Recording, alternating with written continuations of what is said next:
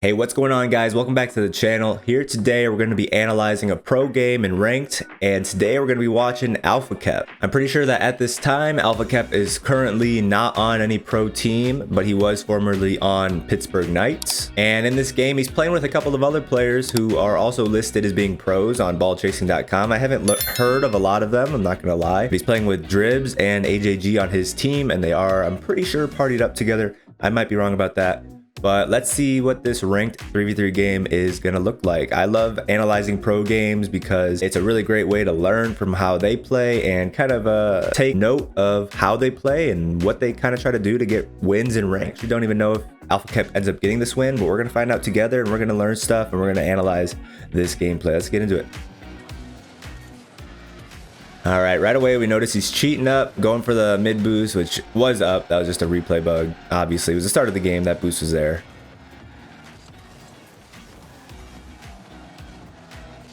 Starting off early, having to make some defensive stops. AJG faking a pass. AlphaKep actually going for the pass to Dribs in midfield.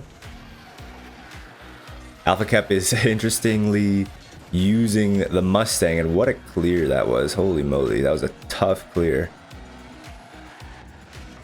Let's go back and look at that clear. How was that such a hard clear? Wow, did he get bumped into that? I'm wondering if this TV Aristo guy got bumped into that. That looked like an abnormally hard clear. Could have just been a great touch though. Yeah, that's just a great touch and great by AlphaKep. I guess at this rank, you really got to expect those really hard, just hard clears and getting the most powerful touch at all times. You know, a lot of people, including myself, probably would have been caught off guard by how well Aristo is able to clear this ball. Probably would have got caught pushing up too far here. So at these higher ranks as third man, you really got to make sure you're paying attention, because a lot of people would have got caught being too far forward there. That would have just been a free goal. Ooh, AlphaKep spots an opening on the net, almost gets it. So he's not only challenging the ball, but he's putting a shot on target at the same time.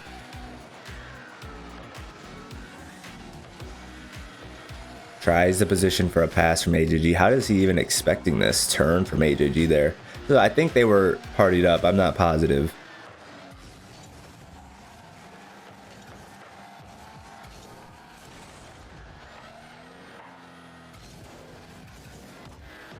Interesting here. This boost is up in the corner. I think you would see a lot of people, including myself possibly. This could be a habit that I might need to break. Honestly, I probably in this situation would have gone for the boost first and then tried to manage the ball, whether that be catching it down on the corner or something. I probably would have opted to grab the boost personally myself before making a play on this ball. But that may be why AlphaKep is a pro player or a 2000 MMR player and I'm not. We go back one more time to where this boost is hopefully not glitched anymore, and it shows that it's there, because I'm pretty sure at this point in time, at least the first time through watching that, the boost was up. Now I'm unsure of myself.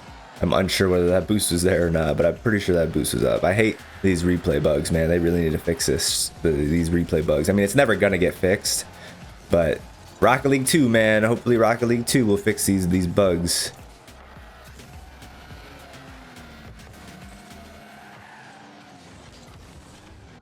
Let's see this. A lot of congestion on this right side of the field. Right, both his teammates are in front of him. AJG just jumped and dove. He's out of the play. So AlphaKep's last here. And even though it looks like he could possibly win this challenge, and then it's not very dangerous. It's not a super dangerous challenge if he decides to go for this. He decides to play it passive. So far, I feel like Kep has been very defense first oriented. Defense first minded.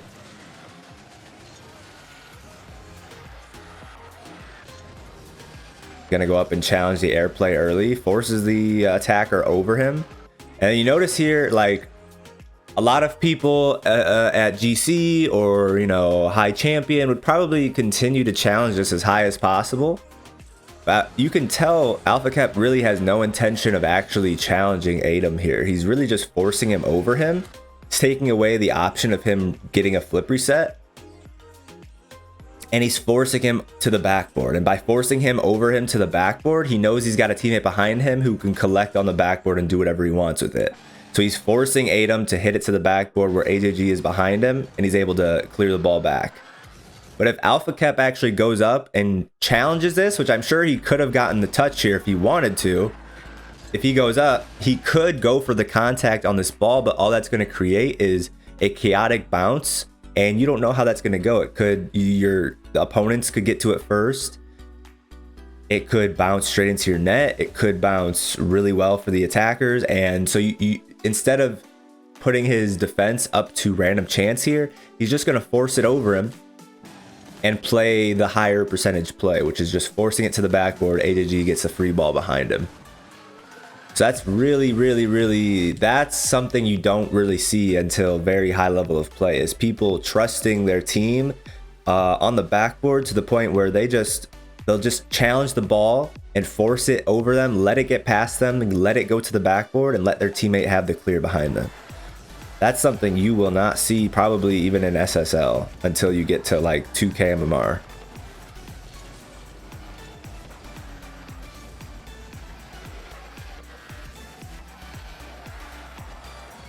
And honestly, we may only have been seeing that this game because I think they're partied up. They could have been communicating that play. But that's definitely a play you'll see in pro games. What's the play here? Just gets the touchdown and rotates out. Okay. Again, defense first oriented, not doing anything too risky. He could have gone for the shot there. He could have gone for the pass there, but instead he's just going to make a simple, safe play and rotate. And they end up getting a goal for it. How'd they do that? Let's go back. One more time. Clear comes to the corner. Instead of trying to get some awkward touch going up the wall here, he lets it bounce because there's no danger. Might as well let it bounce. Even at this point, there's really no danger. All Adam can really do is hit this off of the corner, which is exactly what happens. And then either AlphaKep or his teammate can be here for this. AlphaKep beats the attacker, and his team converges down on the other end, and they get a goal. So AlphaKep really playing smart.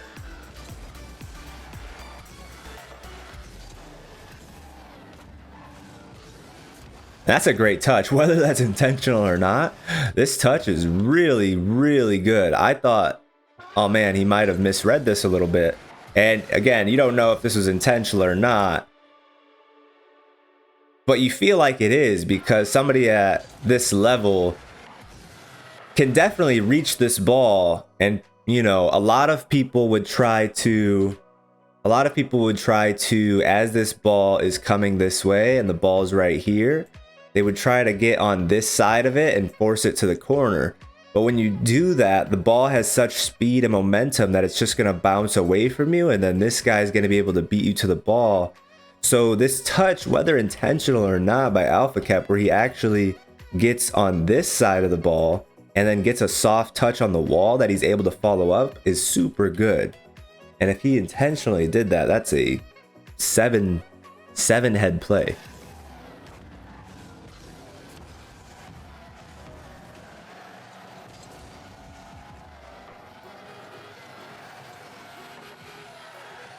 AJG with a misread.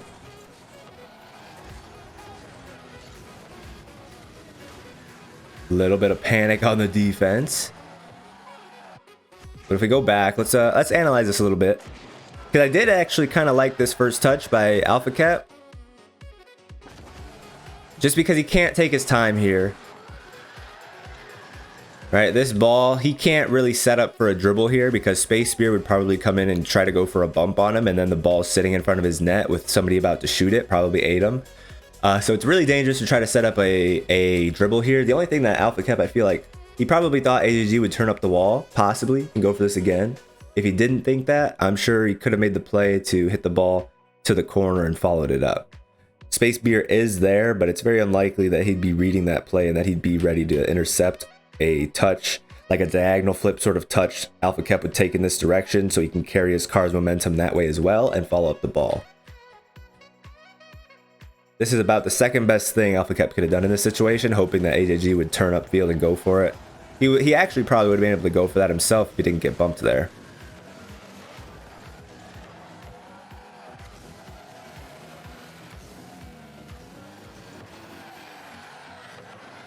Good speed by AJG. Beats the defender who's already sitting on the wall for that touch. You hate to see that. But it's really great to see that as well as a spectator, because this is a touch. This is the same sort of thing that I would mess up on, and that I'm sure you would mess up on sometimes.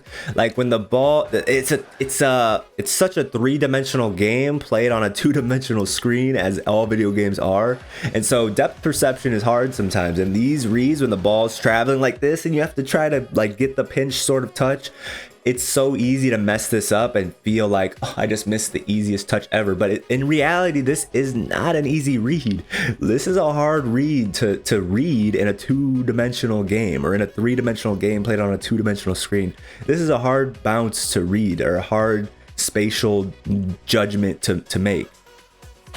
So it's good to see that even pro players mess up these reads. It makes you feel a little better about yourself when you mess up these reads. It's not just you. Everybody messes up that sort of touch from time to time. This could be dangerous. We see all three players up on the offense here. AJG, oh man, AJG is really hard committed for this offensive play. The only reason I would see AJG flipping up field here is that he thinks Dribs is beating Varisto here, and that this pass is going to come cleanly to AlphaKep, and AlphaKep can make the pass out to AJG in midfield, which would be a great play, but it's a very risky play, and we're going to see how it plays out here. He slotted the open net. Yeah, let's see that from AJG's perspective real quick.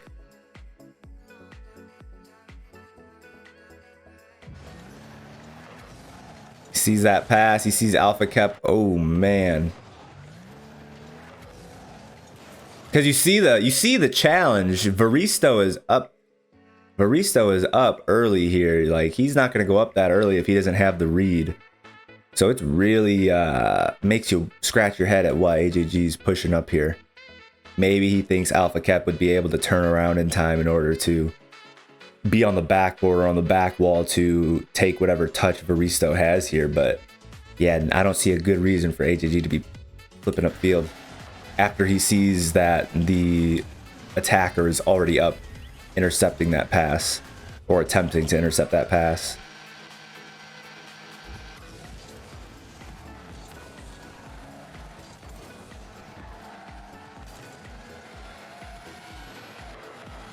Ooh, he almost gets the nice solo play to make up for it. AlphaKep trying to get a solo play of his own. Not sure what he was trying to go for there. He kind of looked like he might have been trying to go off the ceiling. That's a great touch to the backboard over the challenger. Not a terrible 50-50 because it goes safely to their corner. About the best 50-50 you could have asked for there, honestly. If you're going to lose it back to your end at all. That's a great demo. Demo on the last man. AlphaKep's just pretty much figuring that's probably going to be a goal. As soon as he sees his teammate get demoed in the back, he's like, oh, crap. Yeah. He was trying. Ooh. What is this play? I'm thinking he's going for a pass here. Who he's trying to pass to, I would assume, would be Dribs. But again, AJG is aggressively pushing up. Maybe not on the same page, not expecting AlphaKep to go for a pass here. Maybe expecting AlphaKep to go for an air dribble or a flip reset or a double tap. And so he figures the offensive play is going to be going forward for a while still, so I have time to go steal their corner boost and then rotate out. So I think that the team's just not on the same page here, because AlphaKep immediately tries to dish at midfield, which to be fair, in AJG's defense, this wasn't a great pass anyways. It was too far forward. If it was for Dribs, it was too far forward. If it was for AJG, it wasn't far out enough. So bad touch by AlphaKep. Bad communication as a team, or bad chemistry in this play. Again, I'm not positive that these guys are partied up, but I think that they are. Regardless, last man gets demoed there, and it's a free net. Free net.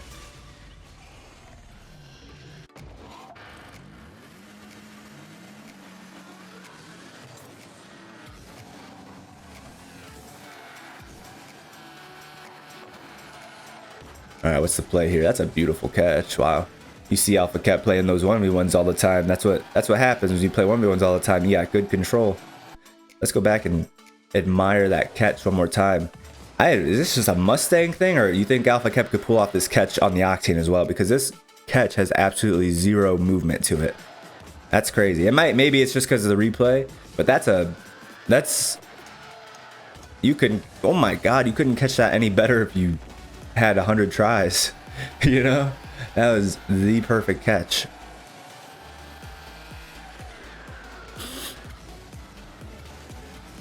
Great pop.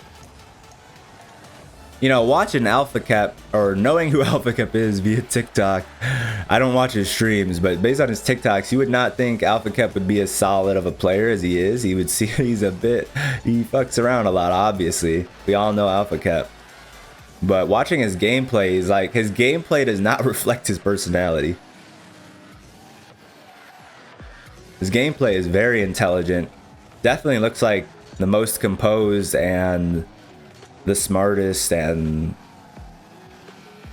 the solidest player on the field right now. And that's the game, though. It's going to be 2-1. So at the end of the day, AlphaKep didn't get this dub, but I think a lot of it came down to just two over-aggressive plays from AJG, where nobody was back because AJG made the decision to be offensively minded. And both those times they got capitalized on because there was nobody back to defend. Now, if these guys are in comms, you can excuse that a little bit because they're communicating what they're trying to do. And, you know, somebody could be calling that, hey, AJG is like, okay, I'm going to be upfield for the pass. And then they get beat to the ball. They didn't have it, actually. And then AJG's out of position. But if this is all solo queue and this is not, you're not in communication with your teammates, then I think AJG was a bit too aggressive in both those plays that they got scored on. And that's really it. AlphaKep himself, this is his analysis, not AJG's, but I think AlphaKep played really well. And you could see that in the gameplay. He didn't really do anything flashy, didn't do anything fancy, but he played solid, and they only lost by 1. And the one goal that they did score was initiated because AlphaKep made the decision to play the bounce safely in the corner, let it bounce instead of trying to get a weird touch or a hard catch up the wall. Lets it bounce and then beats the defender to the ball, and they get an open net on the other side. So this was really a game of counterattacks and a game of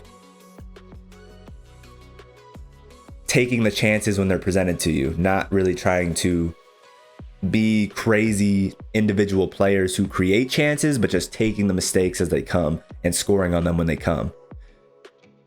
So yeah, I really enjoyed this analysis. And it's not what I was expecting from AlphaKep. Honestly, I was expecting, I don't know, I guess more mistakes, a bit more wild of gameplay. I was not expecting AlphaKep to be as smart and composed and to just have such great control and touches on the ball. He played really well. And I hope you guys learned something. I hope you guys enjoyed the video. If you did, don't forget to leave a like, leave me a comment on who I should do next, and subscribe if you're new to the channel. And I'll see you guys in the next one. Peace.